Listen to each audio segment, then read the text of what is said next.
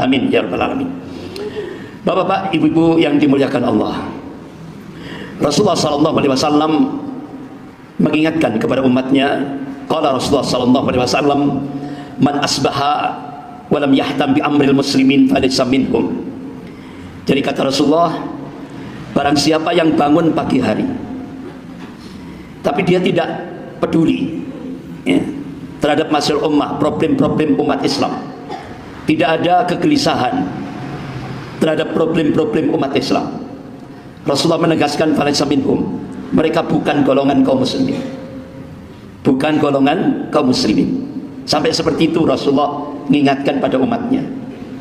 Jadi kalau kita bangun pagi hari kita cuek, masa bodoh terhadap problem umat, bukan, kata Rasulullah, bukan golongan kaum muslimin, walaupun kita ngaku muslim. Tapi kalau Rasulullah tidak mengakui dia sebagai seorang muslim, manakala kita bangun pagi hari tapi cuek, masa bodoh terhadap problem-problem umat. Bahkan sampai Rasulullah menghadapi sakratul maut yaumil isnin 12 Rabiul Awal di penghujung waktu duha, Rasulullah masih saat sakratul maut, Rasulullah masih mikirkan umatnya dengan ucapan ummati, ummati, ummati. Nah, bapak-bapak, ibu-ibu yang dimuliakan Allah, oleh karena itu kajian kita pagi hari ini masih dalam sekitar masih wilayah masalah ummah, problematika umat kontemporer atau kekinian. 2 bulan yang lalu kita sudah membahas tentang proyek besar umat di akhir zaman. Jadi yang pertama, kita berusaha untuk menjadikan pribadi-pribadi kita menjadi hamba Allah yang muwahhid, yang senantiasa mentauhidkan Allah dalam segala aspek kehidupan ini.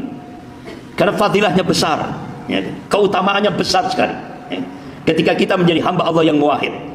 Sebagaimana dalam hadits qudsi Allah berfirman, ya bani Adam, hai anak Adam, lau ataitani biqarabil khotoya, kalau kamu datang menghadap Allah dengan membawa dosa seluas bumi sekalipun, thumma laqitani la tusyrik bi syai'a, pada saat akhir kehidupan kamu, artinya pada saat kita menghadapi sakaratul maut, kita tidak berbuat syirik, kita tetap istiqamah mentauhidkan Allah, Allah mengabarkan ataituka biqarabiha maghfiratan, Allah turunkan ampunan seluas bumi pula. Berarti 0, 0, kosong, kosong. Dia bersih menghadap Allah. Jannah, surganya Allah Subhanahu wa taala. Itu jaminannya manakala kita menjadi hamba Allah yang muwahhid, yang senantiasa mentauhidkan Allah dalam segala aspek kehidupan ini. Kemudian pagi ini kita melanjutkan bahasan kita yang kedua, yaitu proyek besar umat Islam di akhir zaman, yaitu gerakan dakwah wal jihad. Ini yang dicontohkan oleh Rasulullah SAW ketika beliau hijrah ke Madinah Al-Munawwarah. Beliau bangun daulah Islamiyah di Madinah Al-Munawwarah. Dalam menghadapi tantangan baik internal maupun eksternal, Rasulullah memberikan uswah, memberikan contoh konkret, dakwah wal jihad, tidak ada yang lain. Tidak ada yang lain, itu saja yang dicontohkan oleh Rasulullah. Dan itu sudah diamalkan oleh para sahabat Rasulullah SAW, kalangan tabi'in, tabi'ut tabi'in, ulama-ulama ahlu sunnah. Dan ini benar-benar yang dicontohkan oleh Rasulullah SAW untuk menghadapi tantangan eksternal maupun internal. Tantangan eksternal terutama menghadapi orang-orang kafir dan orang-orang munafik, yang seperti kita saksikan di Indonesia ini. Ya Allah, benar-benar di Indonesia ini sekarang berbondong-bondong mau jadi munafik, bahkan antri mau jadi orang munafik. Padahal kita diingatkan oleh Allah dalam surah An-Nisa ayat 145, a'udzubillahi minasyaitonir rajim, innal munafiqin fid darkil asfali minan nar. Sesungguhnya orang munafik itu nanti di neraka, diletakkan di dasarnya neraka, di keraknya neraka. Tapi kenapa di Indonesia sekarang tren berbondong-bondong mau jadi munafik, bahkan antri jadi munafik? Karena di dalamnya itu tadi ada min amplopi bin fulus, ada iming-iming jabatan. Bahkan sekarang sudah vulgar di Indonesia, ditampakkan. Kalau dulu zaman Rasulullah orang munafik itu menyembunyikan sirriyah, sekarang ditampakkan. Makanya orang-orang munafik itu senantiasa dia berkumpul dengan orang-orang kafir, orang-orang musyrik. Itu sudah karakternya seperti itu. Dan itu sudah benar-benar nampak jelas di Indonesia. Jadi benar-benar sekarang kita diperlihatkan oleh Allah, yang munafik sudah jelas, yang kafir apalagi. Jadi sudah nampak jelas sekarang. Kembali ke materi kita, bapak-bapak, ibu yang dimuliakan Allah, gerakan dakwah wal jihad. Indonesia sebagaimana sering saya sampaikan, sering kali saya ungkap di beberapa tempat. Indonesia sekarang menghadapi tantangan eksternal. Dan ini benar-benar implikasinya Ipolisosbud Hankam. Implikasinya. Bahkan ini disampaikan oleh staf Panglima TNI waktu itu, yaitu Bapak Jenderal Aditya Warman Toha. Ya. Jadi ketika di Masjid Al-Azhar, beliau sampaikan, ketika Indonesia dicengkram oleh imperialisme Cina, implikasinya Ipolisosbud Hankam. Dan itu sekarang sudah menjadi fakta empiris. Bapak-bapak, ibu-ibu yang dimuliakan Allah, bahkan pimpinan pusat Muhammadiyah Profesor Haidar Nasir itu seringkali memberikan statement, jihad konstitusional yang dilakukan oleh Perserikatan Muhammadiyah itu hasilnya akan hambar ketika Indonesia dicengkram oleh oligarki. Itu oligarki itu apa? Siapa Pak oligarki? Cina. 9 naga. Jadi itu. Bahkan bapak-bapak, ibu-ibu yang dimuliakan Allah, Habib Rizik Syihab bersama tokoh-tokoh intelijen yang muslim di Indonesia tahun 2014 sudah berhasil membongkar konspirasi invasi Cina. Jadi kata Habib Rizik Syihab bersama para tokoh intelijen muslim di Indonesia, beliau berhasil membongkar konspirasi penghancuran negara kesatuan Republik Indonesia oleh para mafia. Sekaligus beliau membongkar kebangkitan komunis yang didukung oleh para mafia Taipan, 9 Naga, dan PKC, Partai Komunis Cina. Ini 2014. Jadi mengingatkan kita ketika Buya Hamka, Allahumma yarham, 10 tahun sebelum terjadinya peristiwa G30 SPKI, Buya Hamka sudah, Allahumma yarham, memberikan warning, peringatan, hati-hati tentang bahaya PKI. Tapi umat Islam tidak mengindahkan. Baru setelah meletus peristiwa G30 SPKI, baru umat Islam di Indonesia, ya Allah, ternyata Buya Hamka sudah diberikan basirah, ketajaman mata hati untuk mengingatkan umat akan bahaya Partai Komunis di Indonesia, PKI. Nah sekarang sejarah berulang, apalagi Allah sudah memberikan tanbih dalam surah Al-Fat ayat 23 itu. A'udzubillahi minasyaitonir rajim. Sunnatullahi allati qad khalat min qabl wa lan tajid sunnati tabdila. Kata Allah, sunnatullah itu sudah berlaku sejak dulu dan kalian tidak pernah menemukan perubahan akan sunnatullah. Artinya apa? Allah mengabarkan sejarah akan berulang. Sejarah akan berulang. Yang membedakan adalah warna dan kualitasnya. Bapak-bapak, ibu-ibu yang dimuliakan Allah, tahun 1955 itu Cina memberikan bantuan hutang ke Indonesia. Ternyata implikasinya, dampaknya meletus setelah peristiwa G30 SPKI tahun 1965. Nah sekarang Cina, sejarah berulang, Cina memberikan bantuan hutang ke Indonesia start 2014. Ini 647 triliun. Nah sekarang berapa hutang Indonesia? 8.250 triliun. Lebih besar. Ini coba grafiknya, besar sekali grafiknya. Bahkan diprediksi sampai akhir Presiden Jokowi itu sampai diperkirakan 10.000 triliun hutang Indonesia. Yang bayar siapa? Rakyat. Yang bayar rakyat, bukan presiden ya. Yang bayar rakyat. Jadi sejarah akan berulang. Bapak-bapak, ibu-ibu yang dimuliakan Allah, oleh karena itu apa yang dulu pernah saya sampaikan hari Rabu 27 Mei 2015 di Auditorium FISIP Universitas Indonesia, Wakil Perdana Menteri Cina Liu Yangdong di depan akademisi dia pidato, konsekuensi Indonesia mendapatkan bantuan hutang tahap pertama 647 triliun, ada 2 syarat yang harus dilakukan oleh Indonesia. Yang pertama, sebagaimana termaktub dalam sebuah nota diplomatik dengan kode referensi Beijing 1448. Isinya apa? Pemerintah Cina, artinya Partai Komunis Cina, akan melakukan akselerasi percepatan untuk menjadikan Indonesia menjadi sebuah negara sekuler. Nah, ini. Nah akhirnya bapak-bapak, ibu yang dimuliakan Allah, berhasil nggak? Ini berhasil. Seluruh sekarang kehidupan sekuler sudah menjadi fakta empiris di seluruh Indonesia.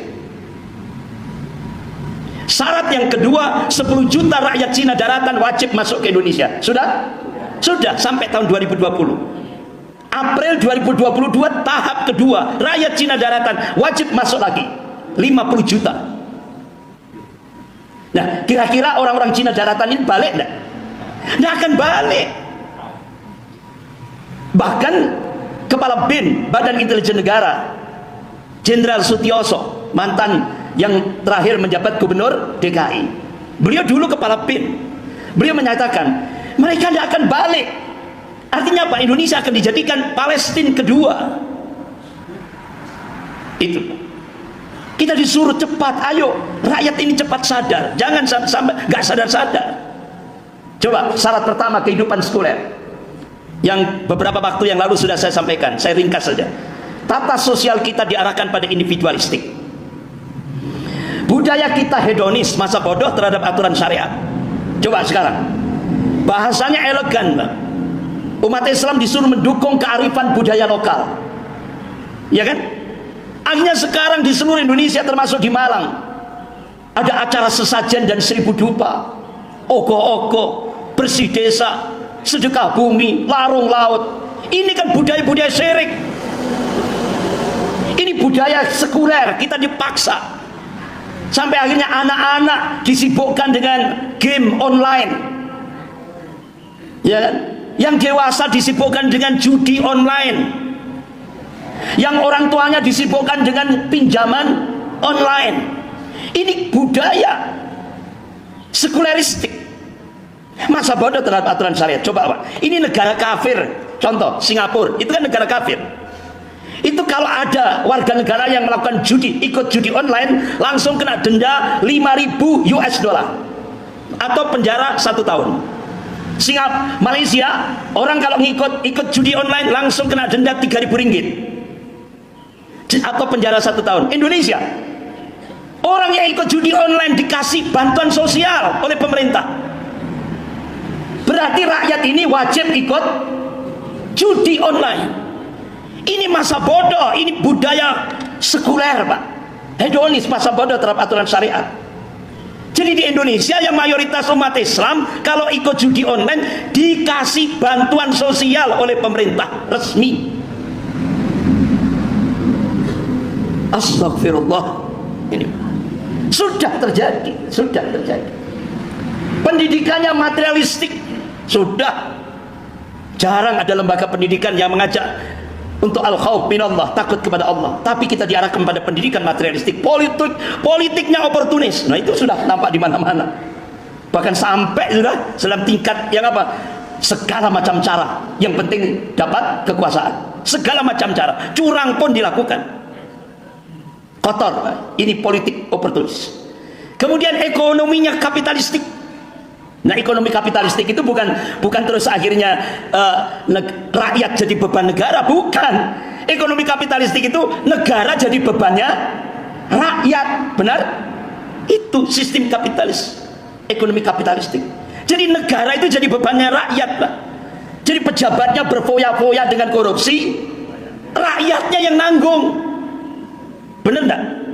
Ini terjadi. Inilah kehidupan ekonomi kapitalistik, kehidupan sekuler yang dipaksakan di Indonesia. Agamanya sinkretistik, bahkan tidak tanggung-tanggung yang mensosialisasikan Menteri Agama. Umat Islam dimohon menerima agama baru, apa? Pluralisme agama, satu keyakinan yang menganggap semua agama sama. Umat Islam dimohon oleh Menteri Agama menerima salam lintas agama, salam pluralisme agama. Akhirnya ulama-ulama garis lurus se-Indonesia mengadakan istimewa ulama se-Indonesia, mengeluarkan fatwa pluralisme agama, salam pluralisme agama haram. Tegas Pak ulama. Tapi Menteri Agama ditambah lagi didukung oleh yaitu Kepala Dewan Pembinaan Ideologi Pancasila Profesor Yudian Wahyudi menyatakan tidak haram. Jadi sekarang ini umat Islam disuruh milih ulama atau milih Menteri Agama. Padahal sudah jelas-jelas ini kalau kita terima salam pluralisme agama, pluralisme agama. Itu jumhur ulama Ahlus Sunnah wal Jamaah sudah sepakat, itu masuk nawaqidul Islam. Batal syahadat kita, gugur iman kita. Jadi benar-benar akidah kita diuji oleh Allah Subhanahu wa taala di tengah-tengah kehidupan sekuler ini. Oleh karena itu Bapak-bapak, Ibu yang dimuliakan Allah, bagaimana solusinya? Ayo kita awali dari masjid. Masjid Ki Ageng Gripik. Kita jadikan pusat untuk membangun kuatul ummah, kekuatan umat. Ditopang oleh Usratul Islamiyah, keluarga-keluarga muslim. Ditopang oleh lembaga-lembaga pendidikan Islam atau pesantren. Nah, 3 komponen ini harus berjalan sinergi, saling topang menopang, saling ta'awun, tolong menolong untuk mewujudkan kehidupan Islami yang berdasarkan syariat Islam. Ini Pak. Insya Allah, kalau itu kita mulai, insya Allah, apa yang dicita-citakan oleh the founding father, pendiri negara Republik Indonesia ini, ingin menjadikan Indonesia ini sebuah negara baldatun, thayyibatun, wa rabbun ghafur. Itu yang dicita-citakan. Insya Allah dengan 3 komponen ini Allah mudahkan. Ya. Bapak-bapak, ibu-ibu yang dimuliakan Allah. Kemudian saya sudah sampaikan beberapa waktu yang lalu, nggak usah saya ulang lagi, gitu ya, tentang bagaimana skenario Cina, program Cina 2024-2029 sudah diprogram, Pak. 2024-2029 sudah saya sampaikan, nggak perlu saya ulang lagi. Tahap pertama, tahap kedua, 3 sampai selangkah, tinggal selangkah lagi tahap ke-9. Indonesia akan menjadi koloni Cina. Selangkah lagi Indonesia akan menjadi koloni Cina. Buktinya apa? Contoh, pada saat kita dijajah oleh Belanda 350 tahun, itu Belanda, ya kan, penjajah Belanda memberikan hak HGU, hak guna usaha, ya kan, itu 75 tahun kepada investor-investor dari luar. 75 tahun. Nah, sekarang Indonesia merdeka berapa tahun? 79 tahun. Nah, presiden mengeluarkan kebijakan bagi investor asing diberikan hak guna usaha 190 tahun. Berarti Pak, lebih jahat penjajah atau sekarang? Kalau saat dijajah HGU-nya 75 tahun. Begitu Indonesia merdeka, sekarang kebijakannya untuk Cina investor ke Indonesia bisa 190 tahun. Itu kan sampai anak cucu cicit-cicitnya. Berarti lebih jahat daripada penjajah. Makanya Bung Karno itu pernah memberikan statement, kalau kami dulu melawan penjajah, tapi kalian nanti akan melawan bangsamu sendiri. Benar? Itu. Jadi kita ini dijajah oleh bangsa kita sendiri. Lebih jahat daripada penjajah Belanda. Kalau penjajah Belanda 75 tahun, sekarang 190 tahun. Bahkan ibu kota negara Jakarta sudah dihapus. Sudah kan? Sudah ditandatangani oleh presiden. Sudah tidak ada lagi ibu kota negara Jakarta. Sudah dihapus. Sementara IKN ditanya oleh wartawan, bagaimana Bapak Presiden tentang IKN? IKN belum ada listriknya, belum ada airnya. Berarti Indonesia sekarang belum punya ibu kota negara. Siapa yang membuat desain ibu kota negara yang baru IKN? Cina. Yang mensupport pendanaan? Cina. Yang bangun buruh-buruhnya? Cina. Materialnya? Nah, selangkah lagi, bahkan diprediksi oleh pakar intelijen dunia, diprediksi 2030 di Indonesia akan terjadi bencana geopolitik. Apa bencana geopolitik? Indonesia tidak lagi punya kedaulatan. Indonesia sudah dijual oleh satu keluarga.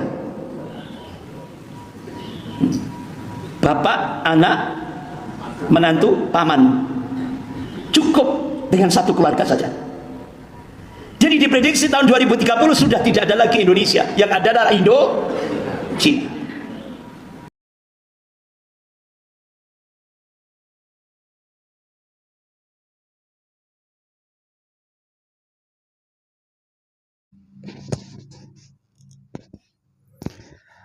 Assalamualaikum warahmatullahi wabarakatuh. Baik teman-teman, selamat malam.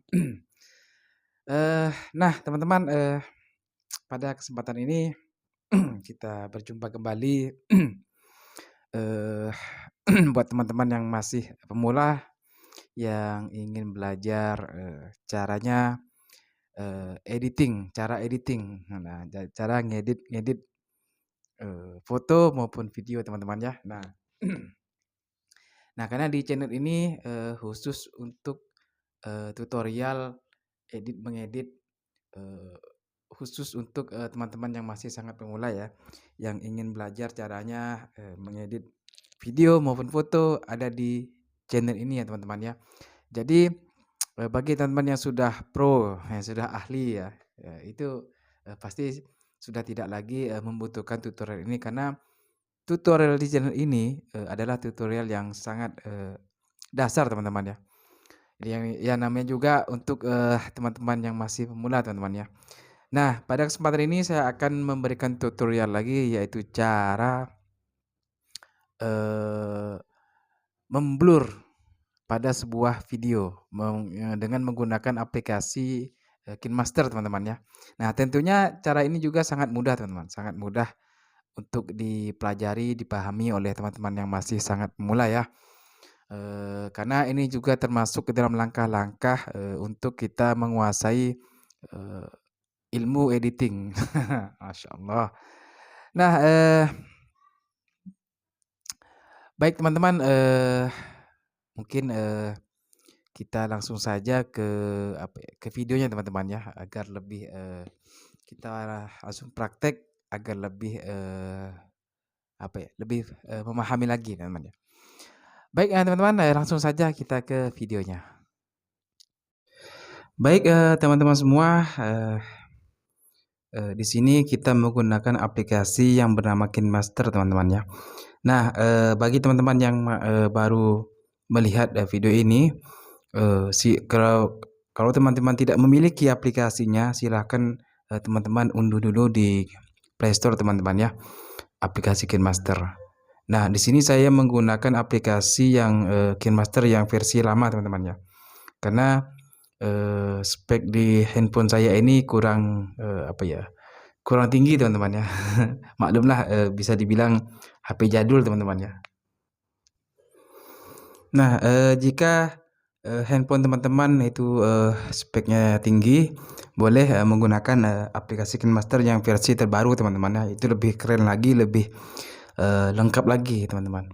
Nah, jadi yang pertama-tama kita buka dulu aplikasi KineMasternya teman-teman. Nah, setelah dibuka, maka tampilannya akan seperti ini. Nah, bagi teman-teman yang sudah sering melihat video saya dari awal mengikuti, teman-teman ini pasti sudah tahu teman-teman ya, bahwa aplikasi KineMaster ini ya seperti inilah tampilannya. Jadi, caranya juga teman-teman sudah pasti banyak yang tahu teman-teman ya. Nah, untuk selanjutnya kita klik yang di tengah ini ada logo plus di sini. Oke, sebentar teman-teman ya, saya itu dulu. Nah, lalu kita pilih yang rasionya, aspek rasionya 16:9. Nah, ya teman-teman, kita langsung pilih yang 16:9 ya. Oke, sebentar teman-teman ya, saya itu dulu. Nah, di sini saya menggunakan video saya sendiri teman-teman ya. Ini hanya sekedar contoh teman-teman ya, contoh. Jadi teman-teman bebas menggunakan video apa saja, mau video teman-teman mau video teman-teman sendiri atau video orang lain juga bebas. Karena sini hanya contoh. Nah, coba kita play. Nah, dia akan seperti ini. Nanti di pinggirannya kita akan kasih efek blur teman-teman ya, biar sebuah video itu lebih lebih terlihat menarik teman-teman ya. Nah, caranya mudah teman-teman. Nah, seperti yang saya sampaikan tadi bahwa ini adalah untuk tutorial pemula, teman-teman pemula ya. Kita klik lapisan. Di sini ada lapisan tuh, lapisan. Kita klik efek. Nah, di sini saya sudah menyiapkan efeknya, mendownload efeknya. Jika teman-teman yang baru menginstal KineMaster, kan itu kan masih kosong. Teman-teman bisa mendownloadnya di sini. Di bawah ini ada tulisan dapatkan lainnya. Kita klik. Nah, di sini banyak teman-teman efek-efeknya. Dan di sini ada color atau warna, artistik, ada blur. Nah, di blur ini yang kita, download ya. Di blur ini teman-teman banyak nih. Tinggal teman-teman, pilih sendiri, ada distortion, ada glide, nah lens, ada noise. Nah, mungkin kalau di KineMaster versi terbaru mungkin lebih, lengkap teman-teman ya. Nah nah teman-teman pilih sendiri efek-efeknya, cari sendiri. Bisa teman-teman ulik-ulik sendirilah nanti, karena ini hanya dasar, bisa teman-teman, kembangkan sendiri teman-teman ya. Nah nah setelah itu, saya ulang lagi teman-teman, kita klik lapisan, lalu klik efek. Nah, di sini kan banyak, eee, di sini ada mosaic blur, ada focus blur, ada overlap, zoom. Ini, hanya 3 efek yang saya download, hanya untuk contoh. Coba kita menggunakan mosaic blur, ini sih seperti apa sih? Nah, klik mosaic blur-nya, lalu kita klik lagi yang ini. Nah seperti itu teman-teman ya. Maka kita oke dulu. Wah, maka dia akan ngeblur seluruhnya teman-teman ya. Nah, maka dia akan ngeblur seluruhnya teman-teman. Kita play. Wah, ini ngeblur banget teman-teman. Nah, di sini kita klik efeknya nih di bawah ini. Lalu klik pengaturan. Nah, ini juga masih bisa diatur teman-teman ya. Nah, tingkat kekuatan blurnya misalkan kita fullin, wah ini semakin nggak kelihatan teman-teman ya. Nah, semakin blur ini. Oke, kita hapus saja. Caranya kita klik ini, efeknya kita klik yang ada yang logo hapus ini. Nah, akan terhapus. Nah, kita klik lapisan lagi teman-teman. Lapisan lagi, kita efek.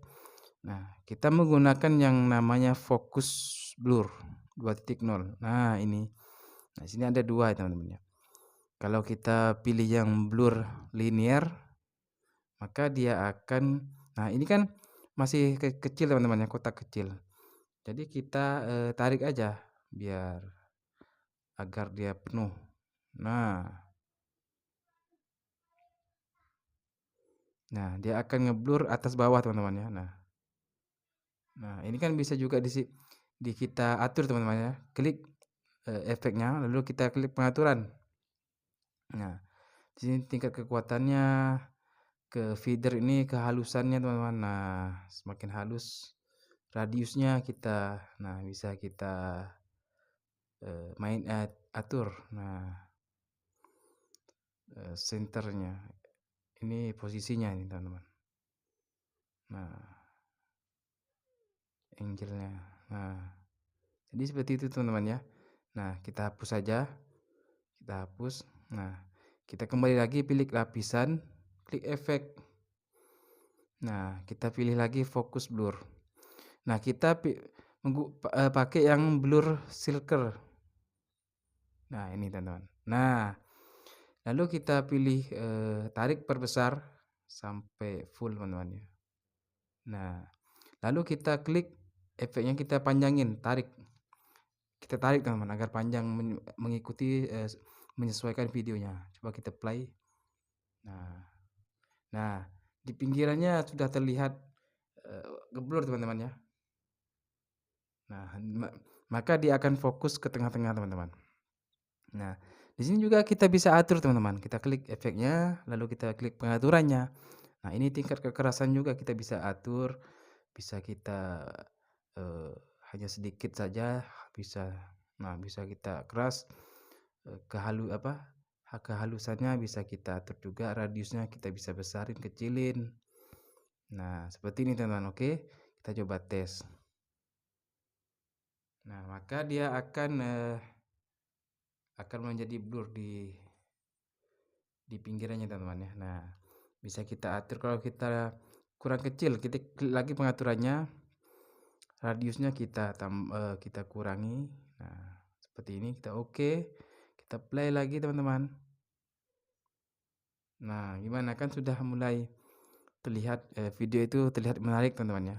Nah, ini sudah keren banget teman-teman, Masya Allah. Nah, jadi ini cukup mudah teman-teman ya, hanya menggunakan efek, tinggal klik atur, bisa kita mengedit video menjadi blur. Nah, menjadi fokus teman-teman ya, fokus di objeknya. Nah, jadi seperti itu teman-teman ya. Oke teman-teman.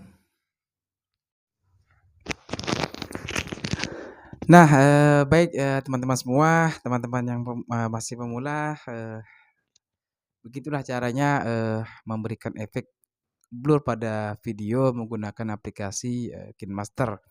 Nah, jadi ketika kita ngasih efek ke sebuah video itu tujuannya agar video tersebut bisa dilihat dengan apa ya, menarik teman-teman ya, bisa menarik dilihatnya. Nah, jadi caranya sangat mudah teman-teman ya, karena sesuai dengan ya,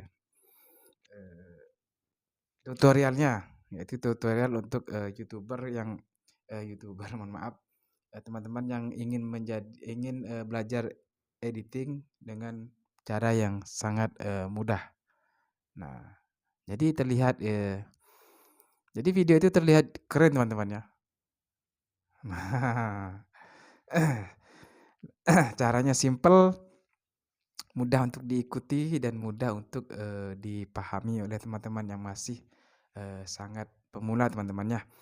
Jadi ini adalah termasuk ke dalam langkah-langkah dasar untuk belajar caranya cara editing teman-teman. Nah, ketika teman-teman yang pemula sudah tahu dasarnya, dasarnya sudah tahu, maka nanti teman-teman akan lebih mudah untuk mengembangkannya, akan lebih mudah untuk berkreasi sendiri teman-teman ya, mengembangkan sendiri dengan kreativitas teman-teman masing-masing. Nah, jadi sebenarnya masih banyak lagi langkah-langkah untuk belajar editing teman-teman ya, editing foto maupun video. Cuman saya akan membagikannya secara bagian-bagian. Nah, nanti teman-teman bisa belajar dengan bertahap, sedikit demi sedikit.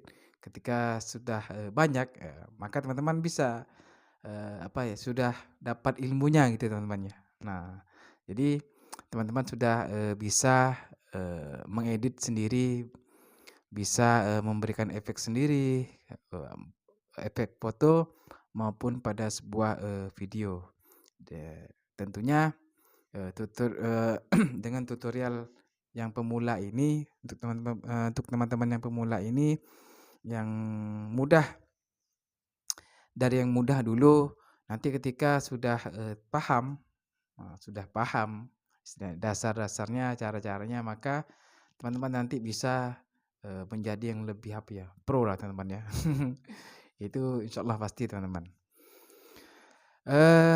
Baik teman-teman semua, mungkin cukup sampai di sini tutorial yang sangat singkat ini, tutorial yang sederhana ini, yang mudah ini. Mudah-mudahan bisa memberikan manfaat kepada teman-teman semua yang ingin belajar caranya mengedit, teman-teman yang masih pemula. Dan saya katakan terus-terusan, bahwa ini terkhusus untuk teman-teman yang sangat pemula, yang masih belum pernah caranya mengedit foto maupun video. Jadi kan kalau teman-teman yang masih sangat pemula ini kan masih bingung bagaimana sih caranya mengedit itu, susah atau tidak gitu kan. Nah, ketika teman-teman menonton di video ini, di channel ini, maka teman-teman bisa paham. Nah, ternyata edit foto maupun video itu tidak sulit. Nah, tidak sulit yang artinya mudah untuk dipelajari dan dipahami teman-teman ya. Nah, baik teman-teman semua, cukup sampai di sini. Saya ucapkan terima kasih sudah menonton video ini, dan saya ucapkan juga banyak terima kasih kepada teman-teman semua yang sudah mensupport channel ini. Mudah-mudahan channel ini bisa terus berkembang dan memberikan manfaat kepada teman-teman sesama pemula. Saya juga masih pemula, masih belajar. Sama-sama kita berbagi ilmu dan pengetahuan. Baik teman-teman semua, cukup sampai di sini saya akhiri. Assalamualaikum warahmatullahi wabarakatuh.